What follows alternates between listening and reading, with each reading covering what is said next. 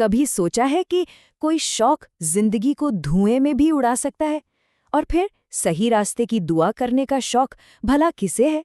आज हम धीरज बालासाहेब पावड़े की एक बहुत ही गहरी कविता को समझने वाले हैं, जो ठीक इन्हीं सवालों से हमें रूबरू कराती है। ये सिर्फ कविता नहीं है, बल्कि हमारे फैसलों और उनके नतीजों का एक आईना है। तो चलिए इसे परत दर परत समझते हैं। कविता की शुरुआत ही होती है इन जबरदस्त पंक्तियों से। बड़ा शौक है जिंदगी धुआं करने का, यहाँ किसे शौक है बेटा दुआ करने का। मतलब सोचिए, ये लाइनें सीधे उस कंट्रास्ट को पकड़ती हैं, जहाँ जिंदगी को धुएं में उड़ाने का जो बेपरवाह शौक है ना, वो सही रास्ते के लिए की जाने वाली दुआ पर कहीं ज्यादा भारी पड़ रहा है। ये हमारे वक्त का एक कड़वा सच है, जो बिल्कुल सामने लाकर रख दिया गया है। तो कविता का जो पहला और सबसे पावरफुल सिंबल है, वो है धुएं में उड़ती जिंदगी। चलिए जरा समझते हैं कि इसका मतलब क्या है। तो आखिर ये जिंदगी धुआं करने का मतलब है क्या? देखिए, ये कोई लिटरल धुआं नहीं है, ये एक मेटाफर है। अपने पोटेंशियल को, अपने कीमती वक्त को, अपनी सारी एनर्जी को बिना कुछ सोचे समझे बस बर्बाद कर देने का। ये उस तरह की जिंदगी के बारे में है जहां फ्यूचर का कोई प्लान नहीं है, बस आज का मोमेंट है, फिर चाहे वो कितना भी डिस्ट्रक्टिव क्यों ना हो।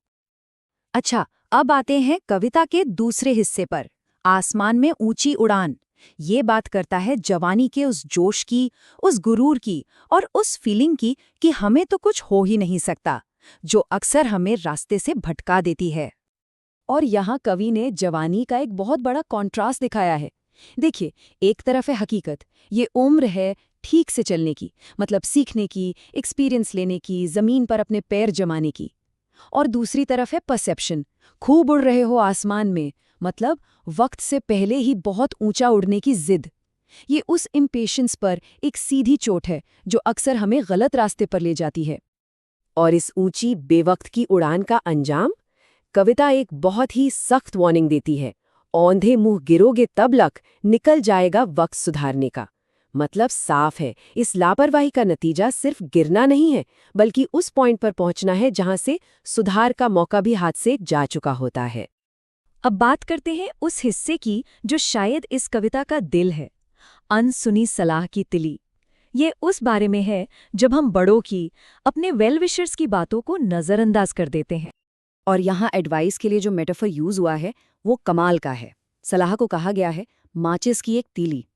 जरा सोचिए, एक छोटी सी चिंगारी जो घने अंधेरे में रास्ता दिखा सकती है, एक बहुत बड़ी गलती होने से बचा सकती है। कितनी नाजुक पर कितनी जरूरी चीज है, जिसे हम अक्सर अपनी ही नासमझी में फूंक मारकर बुझा देते हैं। और इस सलाह को अनसुना करने की कीमत, ये लाइन सच में दिल को लगती है। तुम्हें कहाँ समय था बेटा माँ बाप को समझने का। इससे पता चलता है कि ये सिर्फ एक गलत फैसला नहीं है, इसका असर हमारे सबसे करीबी रिश्तों पर पड़ता है। ये एक ऐसी इमोशनल चोट है जो वक्त के साथ और भी गहरी होती चली जाती है। अब हम कविता के सबसे गहरे और शायद सबसे दर्दनाक हिस्से की तरफ बढ़ते हैं, ठंडा होकर जलने का दर्द। ये उस पछतावे के बारे में है, उस तकलीफ के बारे में है जो सारी चेतावनियों को नज़रअंदाज करने के बाद जिंदगी का हिस्सा बन जाती है। सच कहूं तो ये पंक्ति दिल दहला देने वाली है। ठंडा होकर जलने में आदमी हजार मौत जीता है। ये उस अंदर की पीड़ा को दिखाता है जो तब होती है जब गलतियां परमानेंट हो जाती हैं। ये एक खामोश चलन है, एक ऐसा दर्द जो बाहर से किसी को नहीं दिखता, पर अंदर ही अंदर इंसान को हर पल राग करता रहता है। और ये वाकई एक बहुत दर्दनाक स्टेट है, क्योंकि ये वो पॉइंट है जहां से वापसी के सारे दरवाजे बंद हो जाते हैं। जैसा कि कवि कहते हैं, बड़ी दर्दनाक अवस्था है बेटा, फिर नहीं मिलता मौका संवरने का। मतलब ये पछतावे की आखिरी हद है। कविता के आखिर में आकर ना टोन थोड़ा बदलता है। अब ये सिर्फ एक चेतावनी नहीं रहती, बल्कि एक सच्ची दिल से निकली हुई अपील बन जाती है। और यही है हमारा आखिरी सेक्शन, वक्त की फिसलती रेत। इतनी सारी वार्निंग्स के बाद कवि एक उम्मीद की किरण भी दिखाते हैं। वो कहते हैं, अभी भी वक्त है संभलने का, संभल जाओ।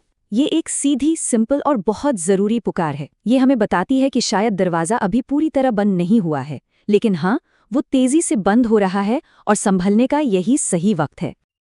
और इस पूरी कविता का विश्लेषण हम इसी आखिरी सोचने पर मजबूर कर देने वाले सवाल के साथ खत्म करेंगे। फिसल जाए मुट्ठी से समय की रेत, फिर क्या दोष हवाओं का? ये सवाल है। जिम्मेदारी का। क्या हम अपनी गलतियों के लिए हवाओं को या किस्मत को दोष दे सकते हैं, जब वक्त की रेत हमारी अपनी मुट्ठी में थी?